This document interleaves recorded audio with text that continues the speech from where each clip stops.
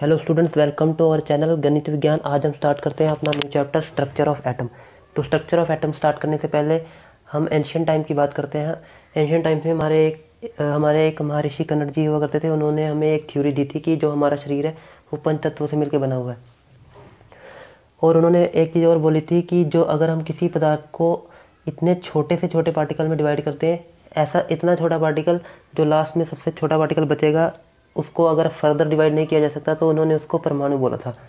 तो इसी थ्योरी को आगे करते हुए 1805 में जॉन डाल्टन ने अपनी एक थ्योरी दी, atomic theory, Dalton atomic theory. उन्होंने उसमें बोला था कि एटम जो मैटर है वो एटम से मिलके बना हुआ है। अगर हम मैटर का सबसे छोटा पार्टिकल ले लें, मतलब मैटर को इतने छोटे से छोटे पार्ट में डिवाइड कर दे कि लास्ट में जो सबसे छोटा पार्टिकल बचेगा जिसको फर्दर डिवाइड नहीं किया जा सकता, उसको उन्होंने एटम बोला था।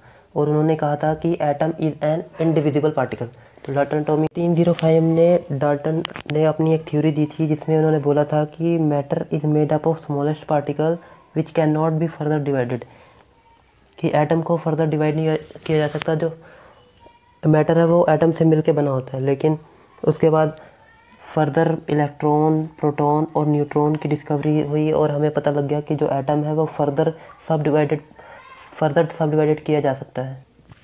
डाल्टन ने बोला था कि atoms of same element have same atomic mass, लेकिन अगर हम हाइड्रोजन के आइसोटोप बोले और तीनों एलिमेंट सेम है लेकिन उनका तीनों का एटॉमिक मास अलग अलग है, तो डाल्टन की ये थ्योरी भी फेल हो गई थी। उसके बाद डाल्टन ने ये भी बोला था कि atoms of different element have different atomic mass.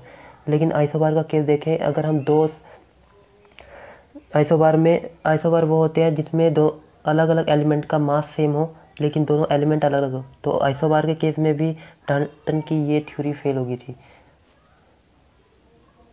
अब हम देखते हैं discovery of electron.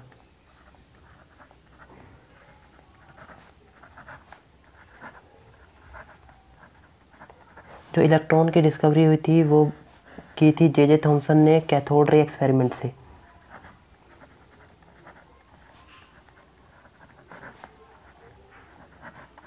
Cathode ray experiment किसने किया था? J Thomson. उन्होंने क्या किया था, एक डिस्चार्ज ट्यूब ली थी। डिस्चार्ज ट्यूब ये प्रॉपर सील थी। उन्होंने उसमें दो इलेक्ट्रोड ली और दो इलेक्ट्रोड को कनेक्ट कर दिया हाई पोटेंशियल प्रोवाइड कर दिया, और ये वाली साइड नेगेटिव से कनेक्ट थी और ये वाली साइड पॉजिटिव से, ये नेगेटिव और ये पॉजिटिव। तो ये नेगेटिव से कनेक्ट थी, इसको बोला कैथोड, और ये पॉजिटिव, ये इसको बोला एनोड। और इसकी जो पोटेंशियल डिफरेंस प्रोवाइड किया था वो अप्रोक्सीमेटली 10,000 वोल्ट। और इसमें प्रेशर उन्होंने किया था, पहले तो ये एक्सपेरिमेंट उन्होंने 1 एटमॉस्फेरिक प्रेशर पे किया। 1 एटमॉस्फेरिक प्रेशर पे उन्होंने और इसमें जो गैस ली थी उन्होंने हाइड्रोजन गैस ली थी, और 1 एटमॉस्फेरिक प्रेशर पे उन्होंने देखा कि इसमें कोई भी ऑब्जर्वेशन नहीं मिली। फिर उन्होंने क्या कर दिया कि इसका जो प्रेशर था रिड्यूस करके 10⁻⁻² एटमॉस्फेरिक प्रेशर कर दिया। जब प्रेशर इतना रिड्यूस किया तो यहाँ से, और इस पोटेंशियल डिफरेंस की वजह से, इतने हाई पोटेंशियल डिफरेंस की वजह से और इतने कम एटमॉस्फेरिक प्रेशर की वजह से, मतलब इतना कम एटमॉस्फेरिक प्रेशर था कि ये अप्रोक्सीमेटली वैक्यूम बोल सकते हैं हम इसको, ये अप्रोक्सीमेटली वैक्यूम हो गया पूरा। इतने, और पार्टिकल्स बहुत कम थे इसमें, तो पार्टिकल्स कम थे और पोटेंशियल डिफरेंस इतना ज़्यादा था जिसकी वजह से ये जो प्लेट थी, इस प्लेट में से जो चार्ज बाहर आ गए, क्योंकि जो ये प्लेट है ये एटम से मिलके बनी होगी और एटम्स में तो पॉजिटिव चार्ज भी होंगे, नेगेटिव चार्ज भी होंगे, तो इसमें से चार्ज बाहर आया और ये चार्ज इस तरफ ट्रैवल करने लग गया। और हमें ये दिखाई नहीं, वैसे हम इसको देख नहीं सकते थे, लेकिन जब ये चार्ज यहाँ ट्रैवल करने लग गया तो जो इसका कलर था ये ग्रीन कलर का शो हमें दिखाई दिया। मतलब यहाँ पे हमें ग्रीन कलर की कुछ लाइट दिखाई दी। इस ग्रीन कलर की लाइट से हमें पता लग गया कि यहाँ पे जो कोई चार्ज है जो ट्रैवल कर रहा है इस डायरेक्शन में, नेगेटिव से पॉजिटिव की डायरेक्शन में। तो अगर चार्ज नेगेटिव से पॉजिटिव की डायरेक्शन में ट्रैवल कर रहा था तो ये कैथोड से निकल के जा रहा था, तो इसको इन्होंने नाम बोल दिया कैथोड रेस। इस रेस को नाम दिया कैथोड रेज।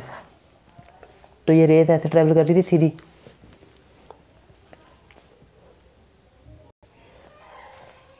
अब इस रेस की वजह जो प्रॉपर्टीज़ थी वो उन्होंने स्टडी की। तो इन रेस की जो प्रॉपर्टीज़ थी, जो इसकी फर्स्ट प्रॉपर्टी थी,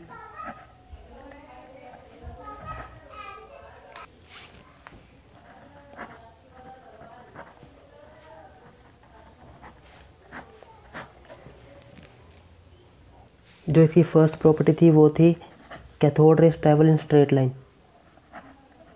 कैथोड रेस ट्रैवल इन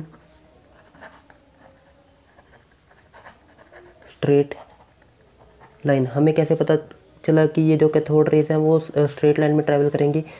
उन्होंने क्या किया था कि ये जब इसमें से रेस जो ट्रैवल कर रही थी कैथोड रेस, तो उन्होंने यहाँ पे एक ऑब्स्टैकल या ओपेक ऑब्जेक्ट प्लेस कर दिया और यहाँ पे एक स्क्रीन लगा दी,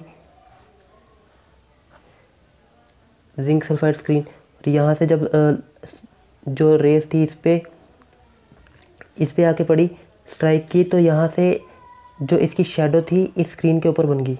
सेम जैसा इसकी शेप थी वैसी शेडो इसके ऊपर बन गई। तो इस स्ट्रेट लाइन में ट्रैवल करने की वजह से ही इसकी शेप सेम टू सेम बनी थी। तो यहाँ से हमें पता लग गया कि जो कैथोड रेस है वो ट्रैवल कर रही है स्ट्रेट लाइन में। तो पहली प्रॉपर्टी तो हमारी ये हो गई। उसके बाद हमारे पास दूसरी प्रॉपर्टी थी, cathode rays are negatively charge. Cathode rays are negatively charge. तो हम इस एक्सपेरिमेंट को देख के बता सकते हैं कि ये नेगेटिवली चार्ज है, क्योंकि यहाँ पे जो चार्ज है वो यहाँ से निकल के जा रहा है और किसकी तरफ जा रहा है? पॉजिटिव चार्ज की तरफ, पॉजिटिव प्लेट की तरफ। तो अनलाइक चार्ज हमेशा क्या करते हैं? एक दूसरे को अट्रैक्ट करते हैं। तो अगर इसका नेचर नेगेटिव होगा तभी तो ये पॉजिटिव की तरफ जाएगा। तो इसका मतलब जो हमारा कैथोड रेस थी वो क्या है? Negatively charge. और नेगेटिवली चार्ज का एक और मेथड था जो चेक करके देखा था। उन्होंने क्या कर दिया था कि इस डिस्चार्ज ट्यूब के अराउंड उन्होंने एक इलेक्ट्रिक फील्ड अप्लाई कर दिया था। मतलब ये पॉजिटिवली चार्ज, यहाँ से एक नेगेटिवली चार्ज, और ये तो हमारी कैथोड जिसमें से रेज निकल रही थी, और ये पॉजिटिव प्लेट, इसमें से जो रेस थी यहाँ से सीधी जा रही थी। जब ये रेस ऐसे चल रही थी, यहाँ पे उन्होंने इलेक्ट्रिक फील्ड अप्लाई कर दिया। इलेक्ट्रिक फील्ड अप्लाई करने की वजह से जो ये वाली रेस थी ये डिफ्लेक्ट होके ये पॉजिटिव प्लेट की तरफ होगी। तो ये जो प्लेट है ये क्या है? पॉजिटिव है। तो unlike charge attract each other. इसका मतलब अगर ये चार्ज नेगेटिव होगा तभी वो पॉजिटिव की तरफ डिफ्लेक्ट होगा। तो इसके नेगेटिव नेचर की वजह से ये पॉजिटिव की तरफ अट्रैक्ट हुआ। इसका मतलब है यहाँ से भी हमें पता चल गया कि जो cathode rays are negatively charge. उसके बाद थर्ड प्रॉपर्टी थी कि cathode rays are also deflected by magnetic field. Cathode rays are also deflected by magnetic field. ये जैसे आपने क्लास 10th में किया हुआ है कि अगर कोई चार्ज मैग्नेटिक फील्ड में अगर ट्रैवल करता है तो उस पर एक फोर्स लगती है। या फिर हम अगर यहाँ पे एक्सपेरिमेंट देखें तो यहाँ ये था हमारे पास डिस्चार्ज ट्यूब में यहाँ से रेज निकल रही थी और यहाँ पे हमने साउथ और ये नॉर्थ पोल मैग्नेट का, तो ये जो रेस थी वो डिफ्लेक्ट हो गई थी नॉर्थ पोल की तरफ। तो ये इसकी थर्ड प्रॉपर्टी होगी। उसके बाद देखते हैं fourth property.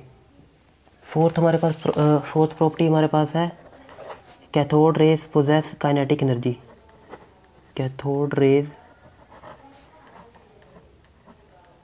Poses kinetic energy. ये प्रॉपर्टी उन्होंने कैसे शो की? जैसे मान लो हमारे पास ये थी कैथोड रे, जब इसमें से ये रेज निकल के जा रही थी तो उन्होंने इसमें एक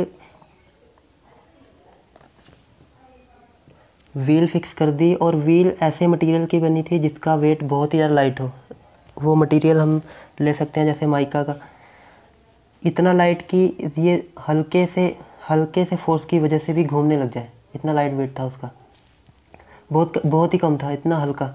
तो इस रेस की वजह से जब ये रेस इसके ऊपर स्ट्राइक करेंगी, ये सारी रेस ऐसे ट्रैवल करके आ रही थी, और ट्रैवल करते जब इसके ब्लेड पर ऐसे स्ट्राइक की तो ये वाला जो व्हील था, और इसको हमने किसी एक्सल से बांध कर ऐसे पकड़ा हुआ था ताकि ये स्टेबल रहे, और ये रेस जब इस पर आके स्ट्राइक की तो ये वाला जो व्हील था ऐसे घूमने लग गया। तो अगर कोई व्हील घूमने लग जाएगा तो इसका मतलब है कि ये जो रेस आ रही थी उनके पास कुछ तो मास होगा, और कुछ मास होगा और कुछ काइनेटिक एनर्जी होगी। जब तक किसी ऑब्जेक्ट के पास कोई काइनेटिक एनर्जी नहीं होगी तब तक वो किसी दूसरे ऑब्जेक्ट को कैसे मूव करा सकता है। तो इसका मतलब है कि कैथोड रेस के पास क्या था, काइनेटिक एनर्जी भी थी, और उनका पार्टिकल नेचर भी था। Particle nature mean material nature, कि उनके पास थोड़ा सा तो मास था। तो इसका मतलब हमारी इसकी जो पांचवी प्रॉपर्टी होगी, कैथोड रेस हैव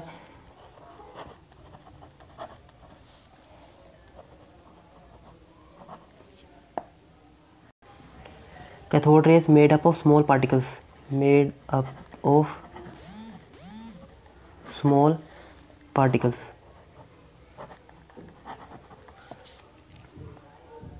ये सब प्रॉपर्टीज स्टडी करने के बाद उन्होंने इस कैथोड रे को जो नाम दिया वो दिया इलेक्ट्रॉन्स। कैथोड रेस का नाम क्या पड़ा, इलेक्ट्रॉन्स। और इलेक्ट्रॉन्स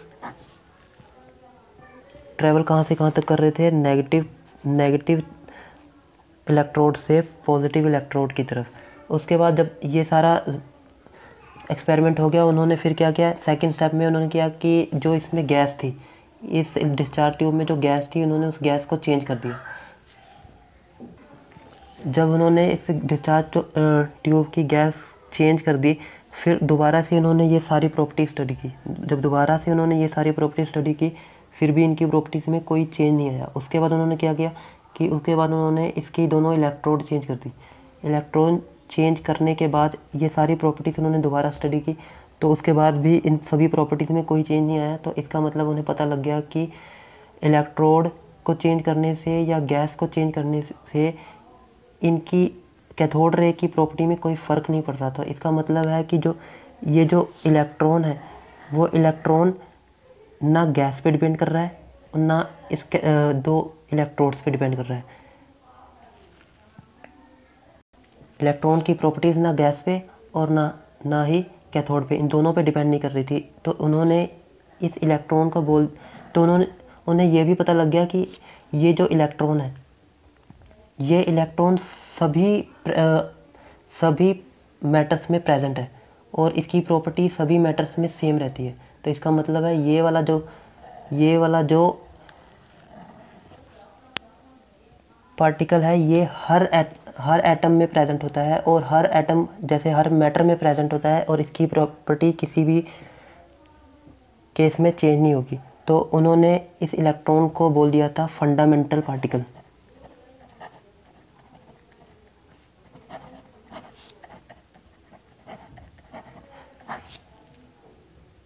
और इसका कंक्लूजन क्या था, electrons are present in every material, या फिर हम इसको बोल रहे हैं मटेरियल या फिर atom, and it does not depend on the material.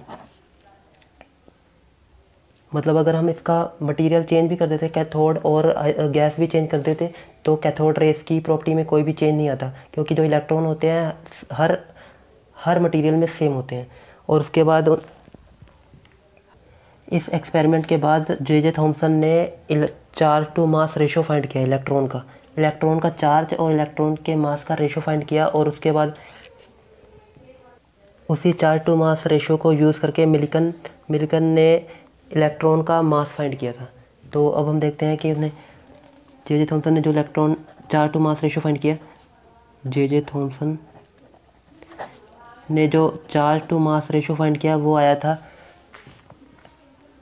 1.75 into 10⁻11। ये चार्ज है, चार्ज को हम लिखते हैं कॉलम में, ये मास है ये केजी में। तो जे थॉमसन ने जो चार्ज टू मास का रेशो फाइंड किया था वो था इतना 1.75 इंटू 10⁻11 कॉलम पर केजी। और ये चार्ज टू मास रेशो भी किसी भी मटेरियल पर डिपेंड नहीं करेगा, क्योंकि देखो ये जो इलेक्ट्रॉन होता है हर मटेरियल में सेम होता है, और ये मास होगा हर इलेक्ट्रॉन का वो भी सेम होगा।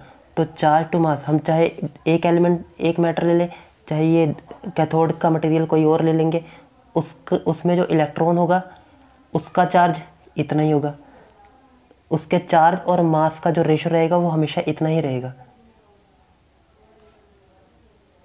फिर जे थॉमसन के बाद मिल्टन ने एक ऑयल ड्रॉप एक्सपेरिमेंट किया था, मिल्टन्स ऑयल ड्रॉप एक्सपेरिमेंट।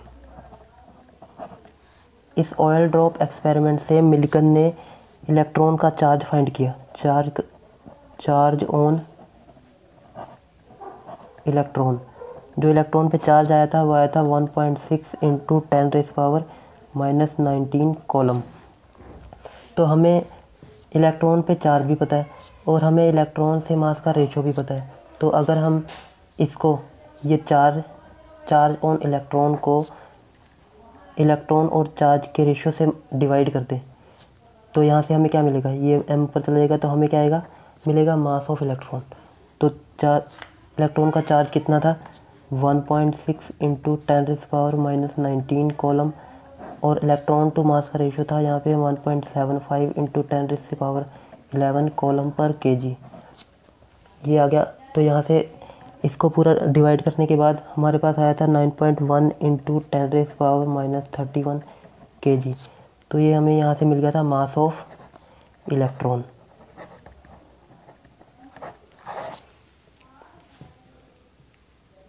तो हमने इलेक्ट्रॉन का मास और चार्ज टू मास रेशो देखा, और देखा कि जो प्रॉपर्टीज़ थी कैथोड रेस की कौन कौन सी प्रॉपर्टीज़ थी।